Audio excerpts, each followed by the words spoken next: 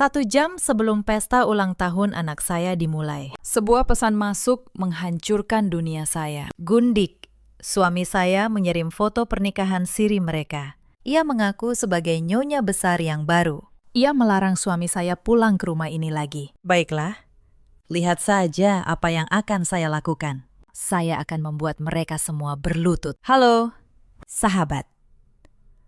Selamat datang kembali di kanal ini. Sebelum kita mulai, tuliskan dari kota mana kalian menonton di kolom komentar. Jangan lupa dukung kanal ini dengan like dan subscribe, supaya kami makin semangat menghadirkan kisah yang lebih menarik lagi. Nama saya Anindya, 38 tahun. Saya komisaris utama sebuah perusahaan properti warisan keluarga di Pondok Indah. Sudah 5 tahun saya menjalani pernikahan ini. Saya terbiasa membaca angka, membaca kontrak, dan membaca manusia. Sore itu, aroma kue coklat panggang memenuhi seluruh ruang tengah. Balon warna-warni tergantung di setiap sudut. Hari ini adalah hari yang paling dinanti oleh putra kecil saya, Bayu, yang genap berusia 5 tahun. Badut sulap sudah bersiap di halaman depan. Meja catering sudah penuh hidangan. Para pramusaji sibuk memastikan tidak ada satu detail pun yang terlewat. Saya berdiri di depan cermin besar di kamar utama. Gaun satin krem yang anggun membalut tubuh saya. Saya sengaja memilih warna lembut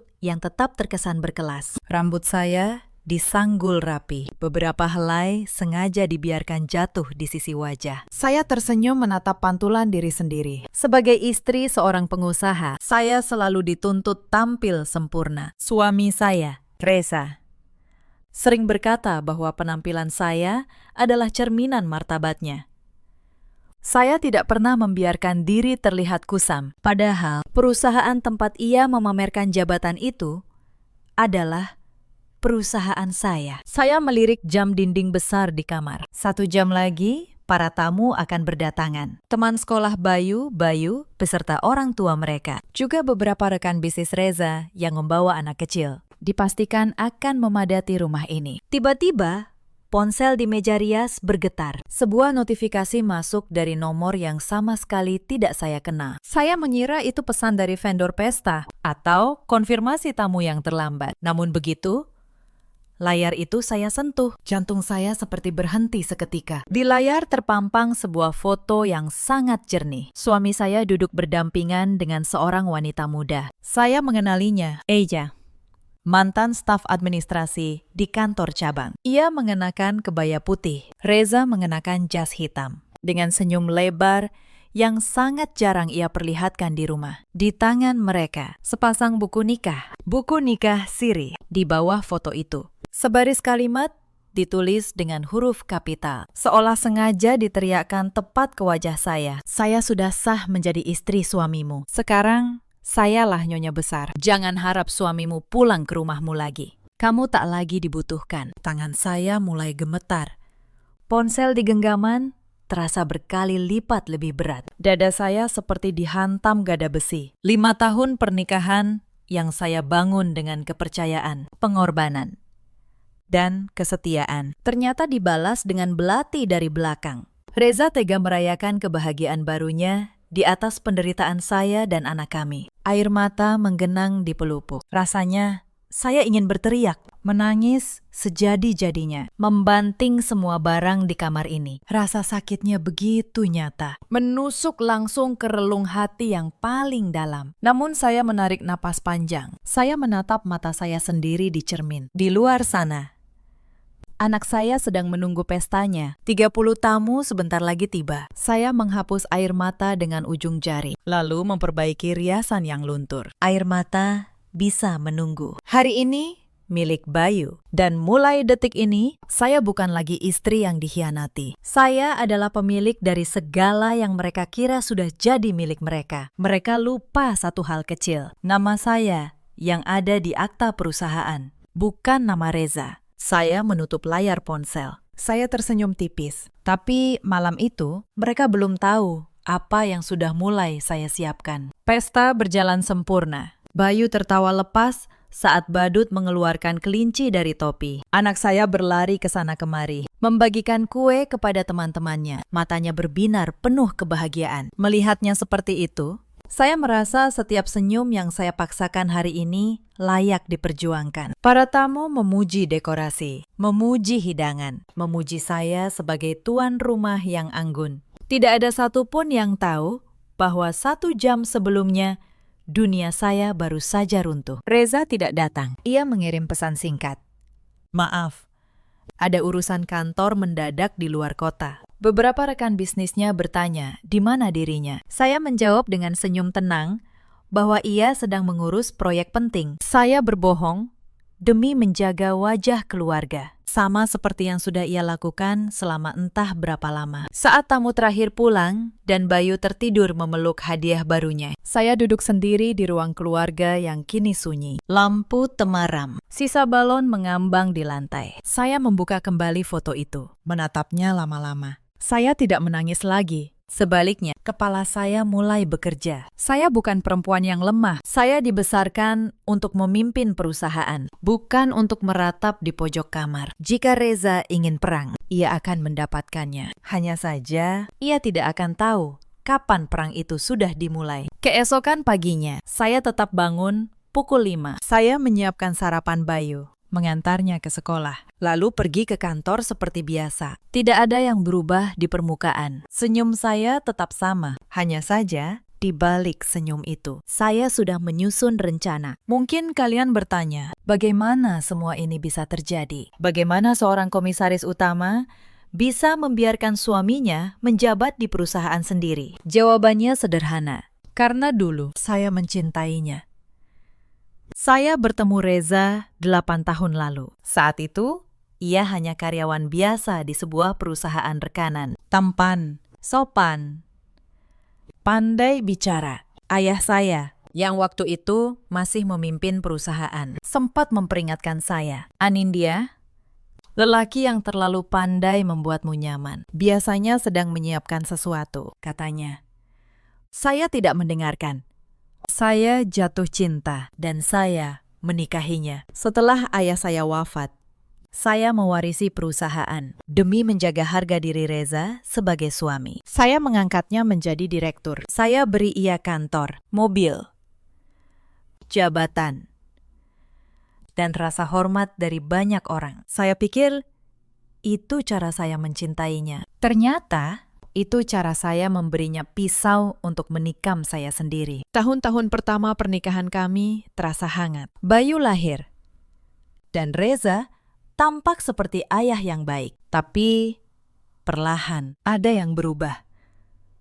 Ia mulai sering pulang malam. Ia mudah marah jika saya bertanya soal pekerjaan. Ia memuji saya makin jarang. Dan menuntut penampilan saya makin sering. Saya yang terlalu sibuk menjaga perusahaan dan membesarkan Bayu, memilih percaya. Saya pikir itu hanya tekanan pekerjaan. Saya tidak tahu tekanan itu bernama Ella. Padahal tandanya sudah ada di depan mata. Saya hanya terlalu setia untuk melihatnya. Itulah sebabnya ketika pesan itu datang di hari ulang tahun Bayu, rasa sakitnya berlipat ganda. Bukan hanya karena dikhianati, tapi karena saya sadar selama ini saya membiayai pengkhianatan terhadap diri saya sendiri. Namun penyesalan tidak akan mengembalikan apapun. Yang bisa saya lakukan hanya satu, memastikan mereka membayar setiap rupiah, setiap air mata, dengan cara yang tidak akan pernah mereka lupakan. Hal pertama yang saya lakukan adalah menyewa seorang detektif swasta, Pak Gunawan namanya. Profesional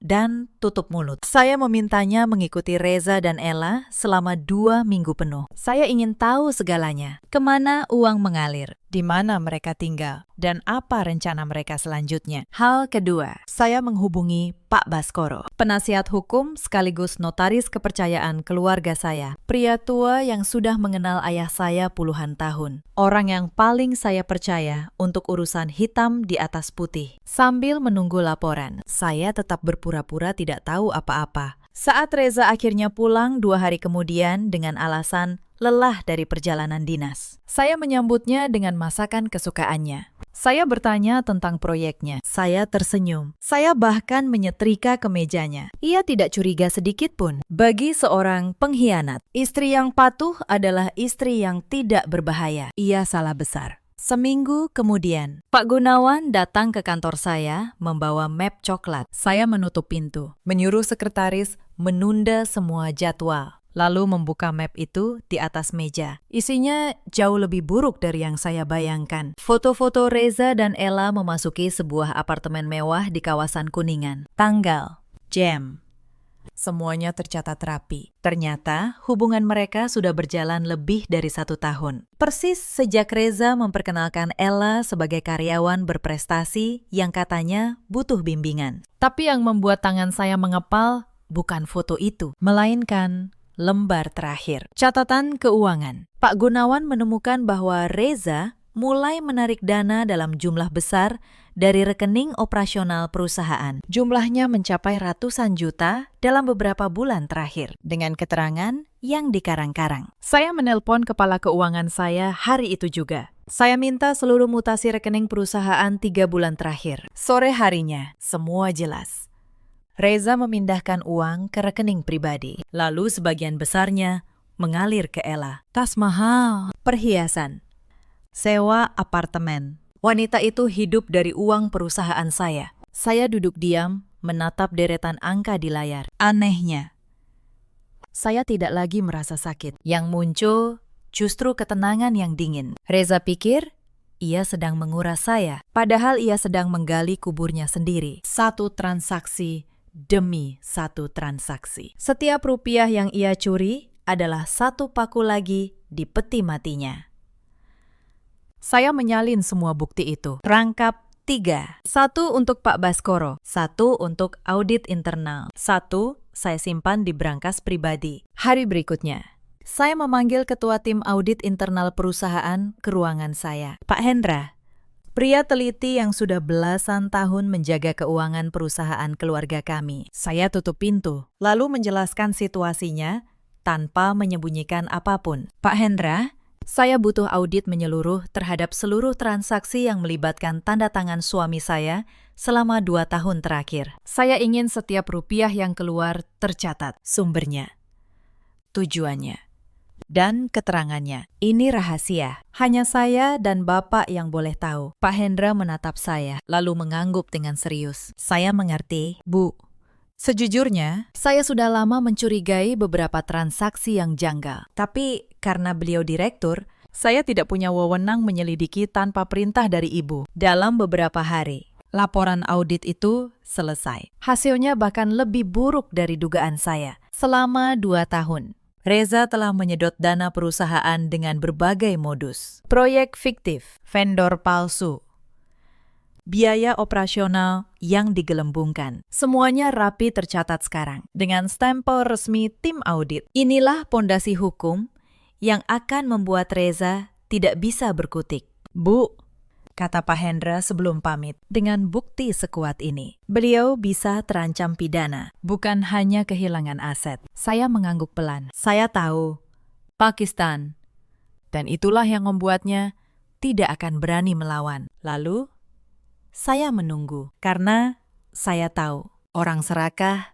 tidak pernah berhenti di angka kecil. Ia akan datang sendiri meminta lebih, karena saya tahu orang serakah tidak pernah berhenti di angka kecil. Ia akan datang sendiri meminta lebih. Tapi sebelum hari itu tiba, terjadi sebuah peristiwa yang membuat saya semakin yakin dengan rencana saya. Suatu siang, saya mampir ke sebuah butik langganan di pusat perbelanjaan elit untuk memilih gaun acara perusahaan. Saat saya sedang mencoba pakaian, saya mendengar suara yang sangat saya kenal dari bilik sebelah.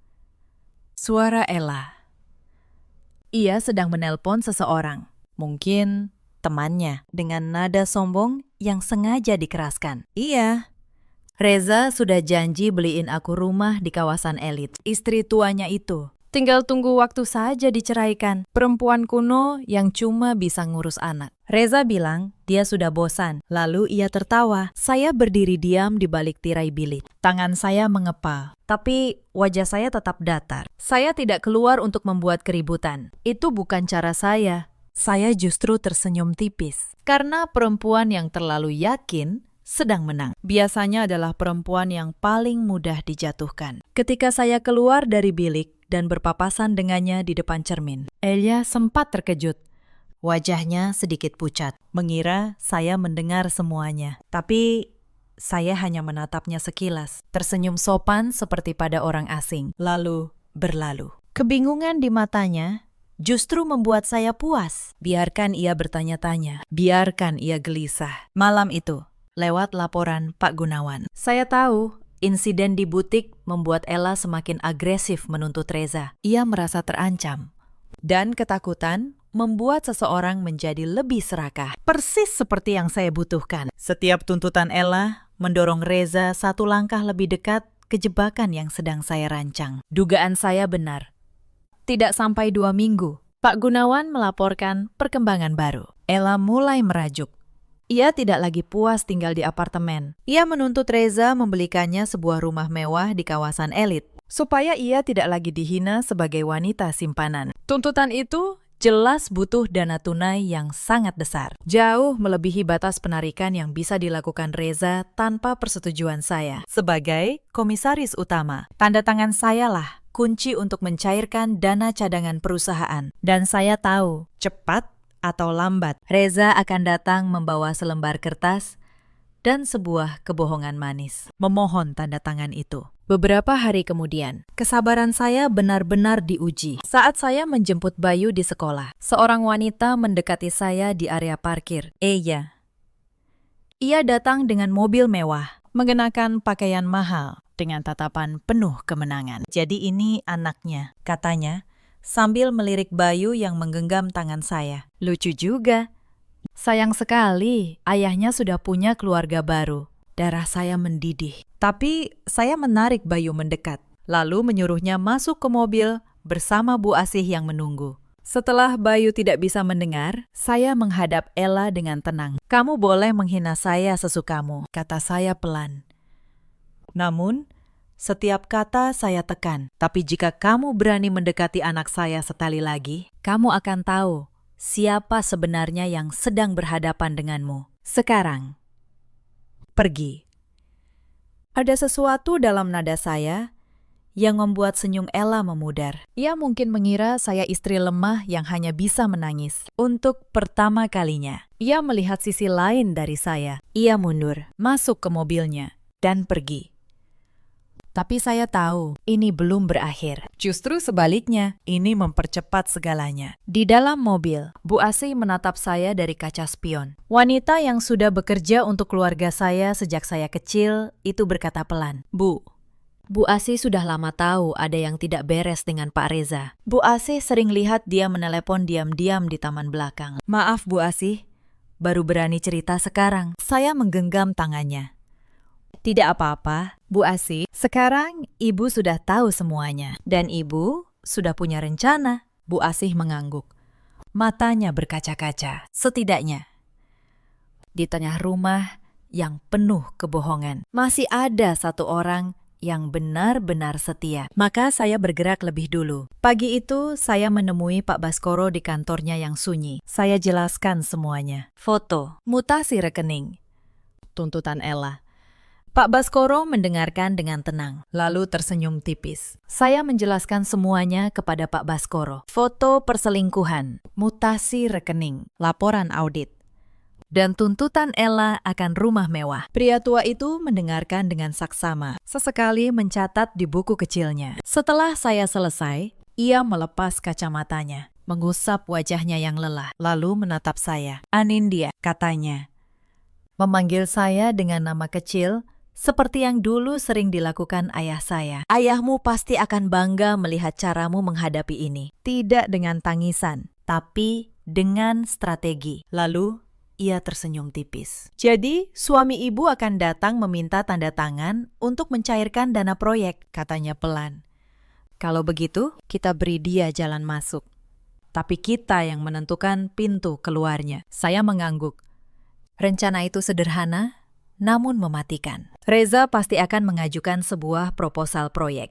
Hampir pasti proyek fiktif. Karangan untuk menarik uang tunai. Ketika ia menyodorkan dokumen persetujuan untuk saya tanda tangani, kami akan menukarnya, bukan dengan dokumen palsu, melainkan dokumen yang sah secara hukum. Hanya saja dengan satu klausul tambahan yang ia tidak akan repot membacanya. Pak Baskoro menyiapkan sebuah surat persetujuan pencairan dana, lengkap dengan kop perusahaan dan format resmi. Di halaman terakhir, tepat di atas kolom tanda tangan Reza, ia menyelipkan satu klausul. Bahasanya padat dan teknis. Jenis kalimat hukum yang malas dibaca orang yang sedang terburu-buru. Saya membuka map merah itu dan membaca klausul tambahannya. Isinya jelas. Jika penanggung jawab proyek gagal memberikan laporan perkembangan dan keuntungan yang dijanjikan dalam waktu yang sangat singkat, maka seluruh aset pribadinya, termasuk saham minoritasnya, akan disita perusahaan sebagai ganti rugi atas kegagalan bayar. Tepat sekali, Ibu, jawab Pak Baskoro. Dan karena proyek yang akan ia ajukan itu fiktif, ia pasti gagal bayar. Begitu ia menandatangani dokumen ini, ia menyerahkan lehernya sendiri ke dalam jerat hukum. Seluruh hartanya beralih menjadi jaminan utang. Saya tersenyum. Perangkapnya sudah terpasang sempurna. Sekarang saya hanya perlu menunggu Reza pulang dan dengan sukarela melangkah masuk ke dalamnya. Setelah dari kantor Pak Baskoro, saya pulang dan bersikap seperti biasa. Saya memastikan rumah rapi. Saya memasak makan malam kesukaan Reza. Saya menyambutnya dengan senyum hangat, seolah saya istri paling setia di dunia. Malam itu, Reza terlihat gelisah sejak duduk di meja makan. Sesekali ia memeriksa ponsel, lalu mematikan layarnya cepat-cepat. Saya tahu betul apa yang sedang terjadi. Menurut laporan Pak Gunawan, hari itu Ella sedang mengamuk gara-gara sebuah insiden di butik. Ia menuntut rumah mewah itu segera, atau ia akan pergi. Tuntutan itulah yang membuat Reza panik dan terburu-buru mengajukan proposal proyeknya. Sepanjang minggu itu, Reza berubah menjadi semakin manis. Ia membawa pulang oleh-oleh, memuji masakan saya, bahkan sesekali mengajak Bayu bermain. Saya tahu persis apa artinya semua ini. Bukan penyesalan, melainkan persiapan. Ia sedang melunakkan saya sebelum meminta sesuatu yang besar. Suatu malam, ia mencoba memancing. Sayang, menurutmu, kalau perusahaan punya proyek besar yang butuh modal cepat, kira-kira berapa dana cadangan yang bisa kita cairkan? Tanyanya seolah basa-basi. Saya menjawab dengan hati-hati, pura-pura tidak menaruh curiga. Tergantung proyeknya. Kalau memang menjanjikan, kenapa tidak? Aku selalu percaya pada penilaian bisnismu. Saya melihat matanya berbinar. Umpan saya termakan.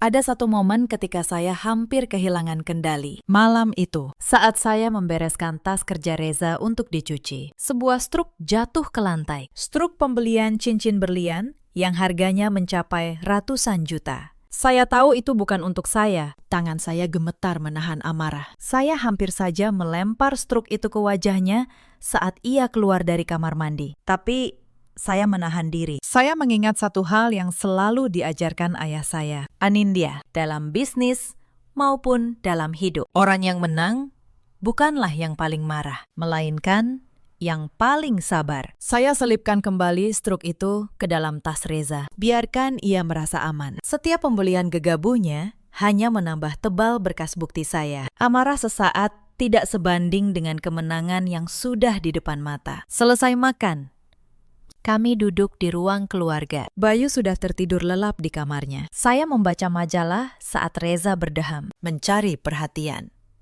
Ia bergeser, merangkul pundak saya dengan gestur palsu yang membuat perut saya mual. Sayang, kamu sedang sibuk tidak? Tanyanya dengan nada yang dibuat selembut mungkin. Tidak terlalu.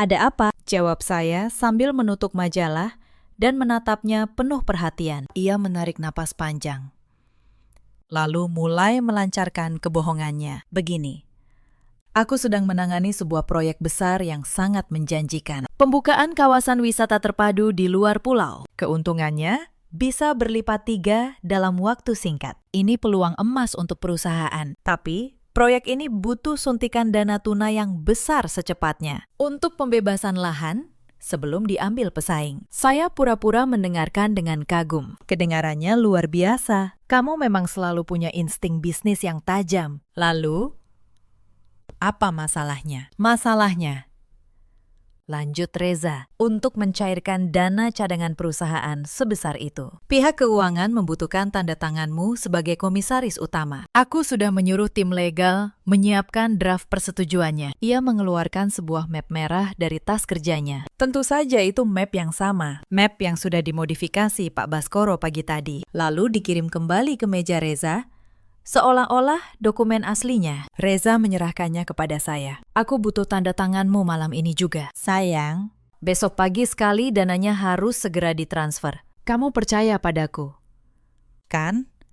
Semua ini kulakukan demi masa depan keluarga kita. Demi Bayu, saya menerima map itu. Saya membukanya perlahan. Saya menatap deretan angka 0 yang sangat panjang di lembar pengajuan. Reza benar-benar serakah.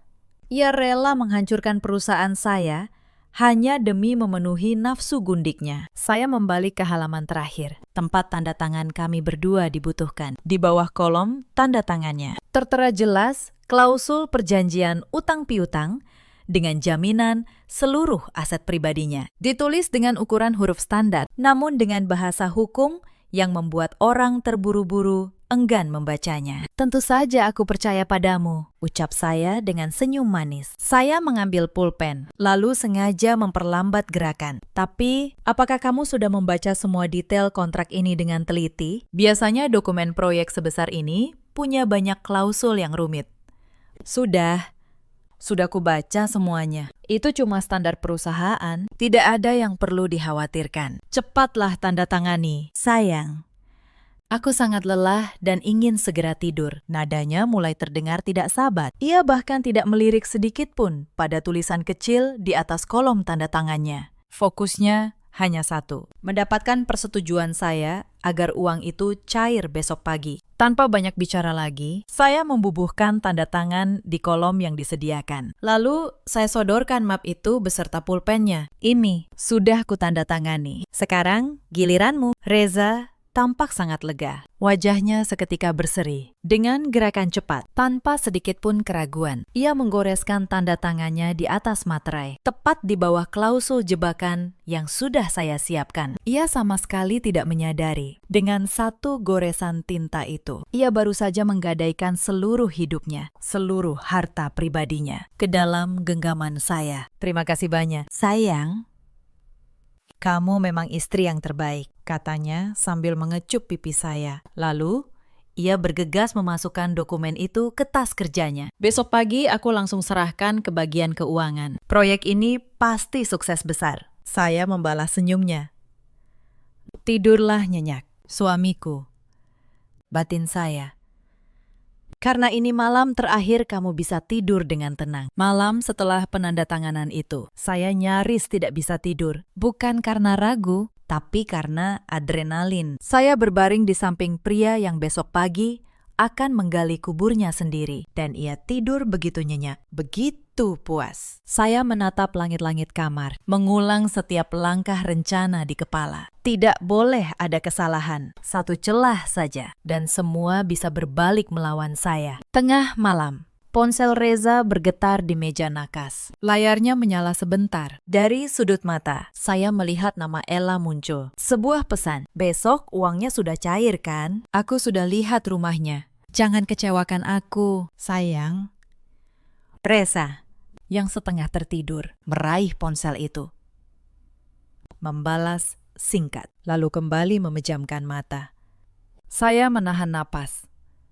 Di dalam dada, amarah dan kepuasan bercampur menjadi satu. Perempuan itu bahkan tidak sabar menunggu. Ia sudah membayangkan dirinya menjadi nyonya rumah mewah yang dibeli dengan uang saya.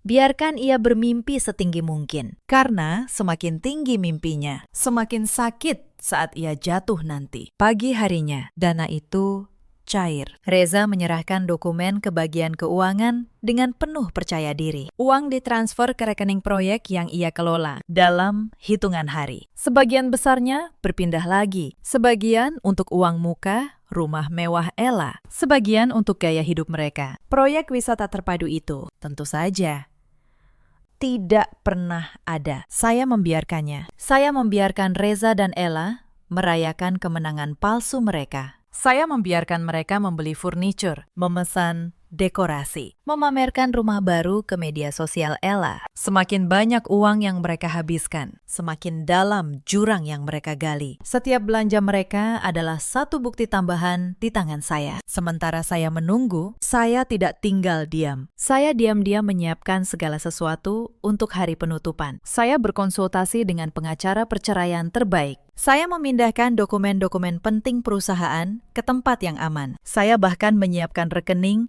dan rumah cadangan untuk saya dan Bayu. Kalau-kalau keadaan menjadi tidak terkendali. Saya tidak ingin ada satupun celah yang bisa dimanfaatkan Reza saat ia tersudut nanti. Ella semakin berani.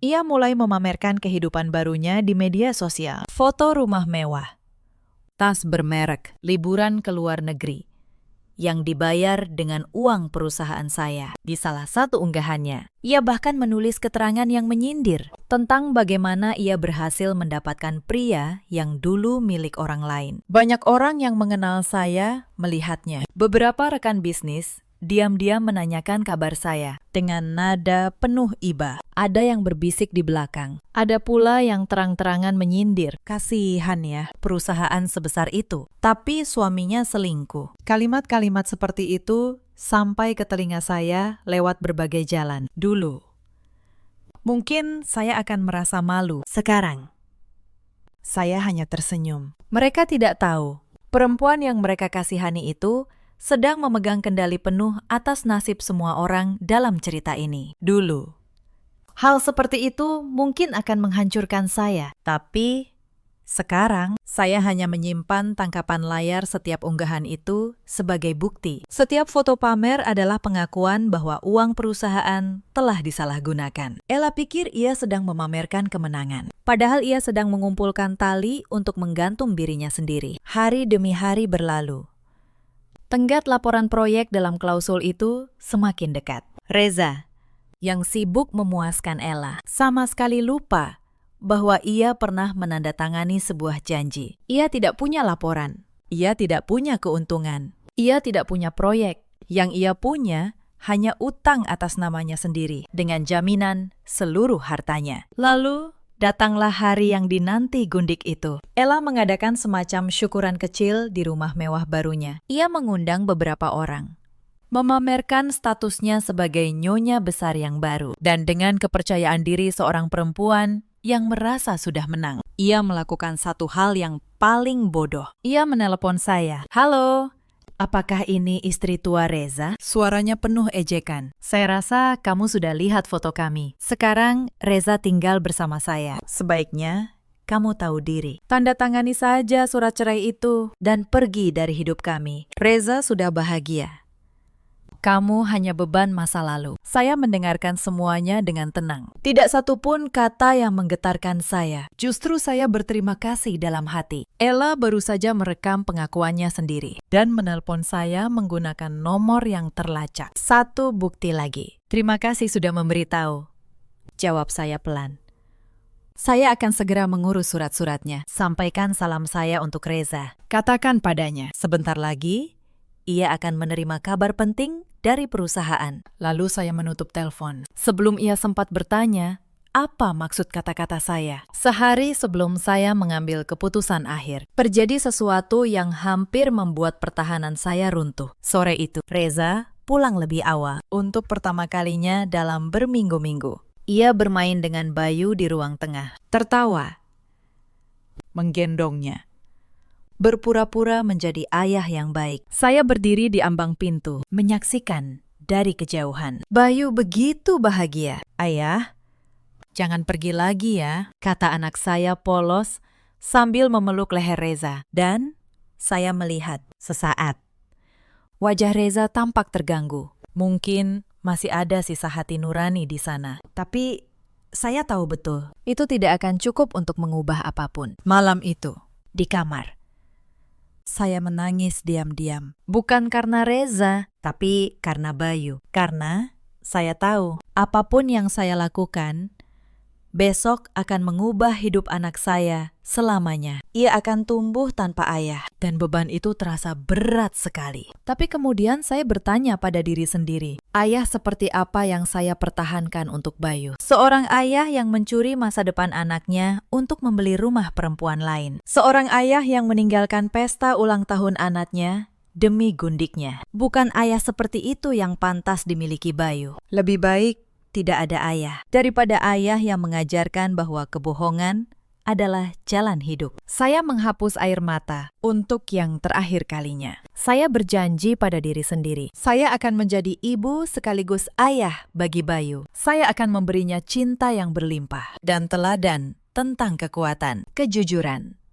dan harga diri. Itu jauh lebih berharga daripada kehadiran seorang ayah yang busuk hatinya. Esok paginya, saya memutuskan sudah waktunya. Saya tidak lagi ingin menunggu. Buku besar ini harus ditutup, dan saya yang akan menutupnya. Saya menggelar rapat komisaris dadakan di kantor pusat. Saya mengundang seluruh jajaran direksi, kepala keuangan, tim audit, dan Pak Baskoro selaku penasihat hukum. Lalu saya menyuruh sekretaris menelpon Reza, mengatasnamakan urusan proyek, memintanya datang segera. Ia datang dengan wajah berseri, mengira akan dipuji atas pencairan dana besar yang berhasil ia atur. Ia bahkan mengenakan jas terbaiknya. Reza masuk ke ruang rapat dengan senyum lebar. Senyum itu perlahan memudar saat ia melihat siapa saja yang hadir. Tim audit, Pak Baskoro, dan saya duduk di kepala meja. Dengan map merah yang sama tergeletak di hadapan saya. Sayang, ada apa ini? Kenapa semua berkumpul? Tanyanya. Suaranya mulai goyah. Duduklah, Reza, kata saya tenang. Ini rapat evaluasi proyek kawasan wisata terpadu yang kamu ajukan. Saya rasa para direksi berhak tahu perkembangannya. Wajah Reza memucat. Proyek itu masih dalam tahap awal. Pembebasan lahan butuh waktu. Saya membuka map. Mari kita lihat. Dana yang dicairkan. Sekian miliar rupiah. Laporan perkembangan. Tidak ada. Bukti pembebasan lahan. Tidak ada. Kontrak vendor. Tidak ada. Saya mengeluarkan lembar demi lembar. Yang ada justru ini, mutasi rekening yang menunjukkan dana mengalir ke rekening pribadimu. Lalu, ke rekening atas nama seorang wanita bernama Ella. Pembelian rumah mewah, perhiasan, dan sebuah apartemen di Kuningan. Ruangan senyap total. Beberapa direksi saling pandang. Salah seorang komisaris senior, rekan lama ayah saya, menggeleng pelan sambil menatap Reza dengan kekecewaan yang dalam. Reza berdiri. Tangannya gemetar. Kamu memata-mataiku. Saya tidak memata-matai, jawab saya. Saya hanya membaca dokumen yang kamu tanda tangani sendiri. Saya membalik ke halaman terakhir map merah itu dan mendorongnya ke arahnya. Bacalah klausul ini. Yang dulu kamu bilang sudah kamu baca semuanya. Reza menunduk membaca. Saya melihat wajahnya berubah dari pucat menjadi putih pasi. Tangannya yang gemetar memegangi tepi meja. Klausul itu jelas, karena ia gagal memberikan laporan dan keuntungan proyek dalam tenggat yang disepakati. Seluruh aset pribadinya, termasuk saham minoritasnya di perusahaan, disita sebagai jaminan utang yang gagal bayar. Ini tidak mungkin. Aku tidak pernah membaca ini. Suaranya nyaris berbisik. Kamu sendiri yang bilang sudah membacanya. Reza, di depan saya, malam itu, kata saya. Tanda tanganmu sah di atas materai, disaksikan notaris. Hitam di atas putih. Pak Baskoro angkat bicara dengan tenang. Secara hukum, Bapak telah menyerahkan seluruh aset pribadi sebagai jaminan dan gagal bayar. Maka, aset itu kini menjadi hak perusahaan. Selain itu, fakta bahwa dana perusahaan dialihkan untuk kepentingan pribadi membuka kemungkinan tuntutan pidana atas penggelapan dana korporasi. Kata penggelapan itu menghantam Reza seperti palu. Ia jatuh terduduk kembali ke kursinya. Pria yang beberapa minggu lalu begitu percaya diri merancang pengkhianatan, kini hanya bisa menatap kosong ke arah meja. Anindya, tolong. Ini aku. suamimu. Aku hilaf. Kita bisa bicara baik-baik. Demi Bayu, ucapnya memohon. Suaranya pecah. Saya menatapnya lama. Tidak ada lagi amarah di dada saya, hanya rasa lega yang dingin. Kamu menyebut nama Bayu, kata saya.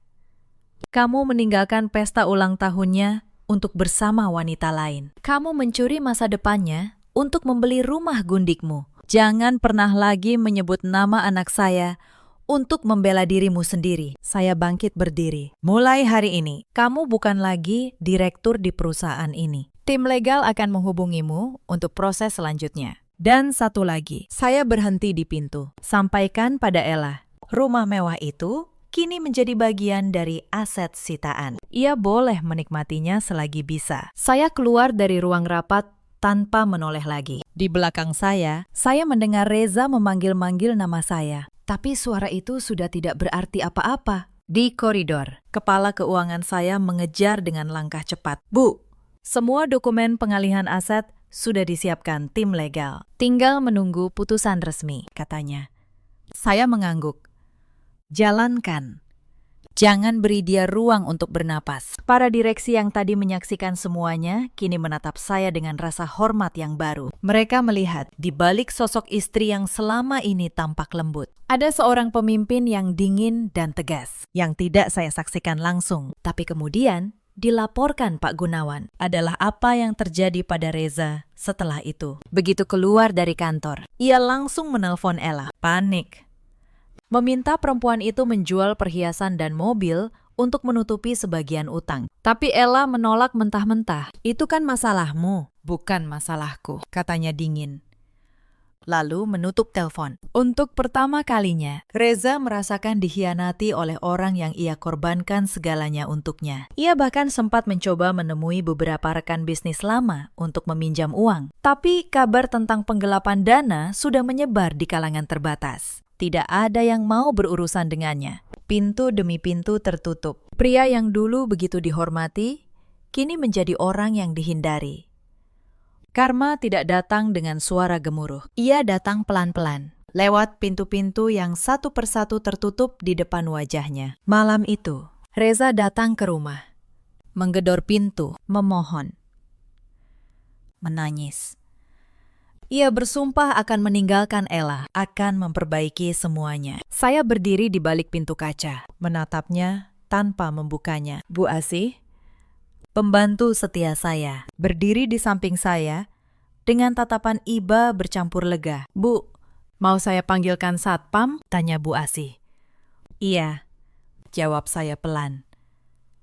Petugas keamanan datang dan dengan sopan mengantar Reza keluar dari pekarangan. Saat gerbang besi tebal ditutup rapat, bunyi dentangnya terdengar seperti penanda berakhirnya sebuah era kebohongan dalam hidup saya. Rumah ini akhirnya kembali bersih. Udara yang saya hirup terasa jauh lebih segar. Beban berat yang selama ini menempel di pundak tanpa saya sadari, seolah menguap begitu saja. Saya naik ke lantai 2, ke kamar Bayu. Saya buka pintunya perlahan. Putra kecil saya tertidur lelap memeluk mainan pahlawan supernya. Saya tersenyum, mengusap rambutnya, dan berbisik dalam hati bahwa mulai detik ini, hidup kami akan jauh lebih baik. Beberapa hari setelah rapat itu, surat resmi pengalihan aset diterbitkan. Seluruh harta pribadi Reza, termasuk sahamnya di perusahaan, resmi beralih sebagai jaminan utang yang gagal bayar. Ia tidak punya apa-apa lagi untuk diperjuangkan. Bahkan mobil mewah yang ia banggakan kini bukan miliknya. Eja mendengar kabar bahwa rumah mewah yang ditempatinya termasuk aset sitaan, mulai gelisah. Ketika petugas datang membawa dokumen resmi, ia mengamuk, berteriak, menuntut bertemu Reza. Tapi Reza sendiri sudah tidak punya kuasa apapun. Rumah impian yang ia bangun di atas pengkhianatan itu runtuh hanya dalam hitungan minggu sejak dihuni. Proses perceraian berjalan sangat cepat. Bukti yang saya miliki terlalu kuat dan tak terbantahkan. Mutasi rekening perusahaan, laporan audit, foto perselingkuhan, dan surat perjanjian utang dengan jaminan aset yang ia tanda tangani sendiri. Semuanya menjadi senjata mematikan di meja hijau. Menyadari ia tidak punya celah sedikit pun untuk membela diri, dan ketakutan setengah mati akan ancaman penjara atas tuduhan penggelapan dana korporasi. Reza akhirnya menyerah.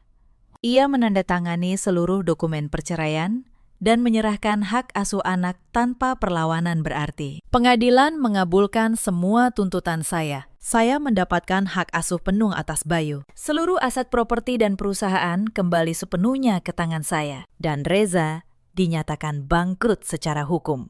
Pergi dari kehidupan saya hanya dengan pakaian yang melekat di tubuhnya. 6 bulan berlalu sejak malam yang mengubah segalanya itu. Kehidupan saya kini berjalan damai dan utuh. Saya kembali memimpin penuh perusahaan warisan keluarga, mengendalikannya dengan visi yang tajam. Di bawah kepemimpinan saya, perusahaan justru berkembang jauh lebih pesat dibanding saat masih dikelola pria tidak berkompeten itu. Saya menjadi sosok wanita mandiri, sukses, dan dihormati di kalangan bisnis. Saya tidak perlu lagi tersenyum di balik kebohongan atau memaksakan diri tampil sempurna untuk menutupi kelemahan seorang suami. Saya bersinar dengan kekuatan saya sendiri. Hari ini kami merayakan libur keluarga di sebuah resor pribadi yang tenang di pinggiran kota. Bayu berlari riang di taman luas, tertawa mengejar kupu-kupu. Tidak ada lagi pertanyaan kenapa ayahnya tak pernah pulang. Ia tumbuh dalam lingkungan penuh cinta, dikelilingi kasih sayang saya dan keluarga saya. Bayu kini tumbuh menjadi anak yang ceria dan percaya diri. Ia tidak lagi bertanya tentang ayahnya. Sebagai gantinya, ia dikelilingi oleh kakek dari pihak keluarga saya, oleh Bu Asih yang menyayanginya seperti cucu sendiri, dan oleh ibunya yang kini punya banyak waktu untuknya. Rumah kami yang dulu penuh ketegangan tersembunyi, kini dipenuhi tawa. Saya duduk di kursi santai di tepi taman, menyesap jus jeruk dingin, menikmati hangat matahari pagi. Beberapa waktu lalu, Pak Gunawan memberi laporan terakhir mengenai 2 orang itu. Seperti sudah saya duga, hubungan yang dibangun di atas kebohongan dan keserakahan tidak pernah bertahan lama. Kurang dari sebulan setelah mereka kehilangan segalanya, Elia meninggalkan Reza. Mengetahui pria itu kini miskin, memiliki utang yang tak mungkin terbayar, dan hidup luntang-lantung. Sifat asli perempuan itu kembali muncul. Ia mengemasi barang-barangnya dan kabur bersama pria lain, meninggalkan Reza sendirian meratapi kebodohannya. Reza kini harus menghadapi kenyataan yang pahit, tanpa harta, tanpa koneksi, dengan nama yang sudah hancur di dunia bisnis. Ia kesulitan mendapat pekerjaan yang layak. Pak Gunawan melaporkan, pria itu kini menyewa sebuah kamar kontrakan kumuh di pinggiran kota, dan sehari-hari hanya bisa bekerja serabutan untuk menyambung hidup. Ia sering terlihat duduk termenung di warung pinggir jalan, memandangi foto lama keluarga kami dengan tatapan kosong penuh penyesalan. Ia telah membuang sebuah berlian demi memungut sebutir kerikil jalanan. Dan kini, ia membayar mahal untuk kebodohan itu seumur hidupnya. Saya meletakkan gelas jus, lalu bangkit saat melihat Bayu berlari menghampiri saya, membawa setangkai bunga liar. Ia tersenyum lebar, menyodorkan bunga itu dengan mata berbinar. Saya menerimanya, memeluk erat tubuh kecilnya, dan mencium pipinya penuh kasih sayang. Melihat masa lalu yang hancur dan masa depan yang kini bersinar terang, saya menyadari satu hal. Ketenangan dan kesabaran adalah senjata yang jauh lebih mematikan daripada amarah yang meledak-ledak. Saya tidak perlu menghancurkan tangan saya sendiri untuk membalas dendam. Saya hanya perlu membiarkan keserakahan mereka menghancurkan diri mereka sendiri. Cerita ini mengajarkan kita banyak hal. Jangan pernah meremehkan seorang perempuan yang tampak diam, karena diamnya bisa jadi adalah caranya menyusun langkah. Dan jangan pernah membangun kebahagiaan di atas penderitaan orang lain, karena fondasi seperti itu pasti runtuh. Ada banyak perempuan di luar sana yang pernah berdiri di posisi saya dulu, dikhianati di saat paling rapuh, diremehkan, dianggap beban. Kepada kalian, ketahuilah bahwa nilai diri kalian tidak pernah ditentukan oleh pria yang memilih pergi. Kekuatan kalian ada pada diri kalian sendiri. Ada juga banyak suami seperti Reza di luar sana yang menira rumput tetangga lebih hijau, lalu membuang keluarga demi kesenangan sesaat. Mereka lupa apa yang ditanam, itu pula yang akan dituai. Dan ada pula para perempuan yang memilih jalan seperti Ella, yang merasa bisa membeli kebahagiaan dengan merebut milik orang lain. Mereka lupa sesuatu yang didapat dengan cara busuk akan pergi dengan cara yang sama. Kini, buku masa lalu itu sudah resmi saya tutup. Dikunci rapat dengan kemenangan. Tidak ada lagi kebohongan. Tidak ada lagi pengkhianatan. Yang tersisa hanyalah saya, anak saya, dan kehidupan baru yang tenang. Saya, sang nyonya besar yang sebenarnya. Dalam hidup, kita selalu punya pilihan. Memilih hancur atau memilih bangkit. Ceritakan kisah kalian di kolom komentar. Terima kasih sudah menemani sampai akhir.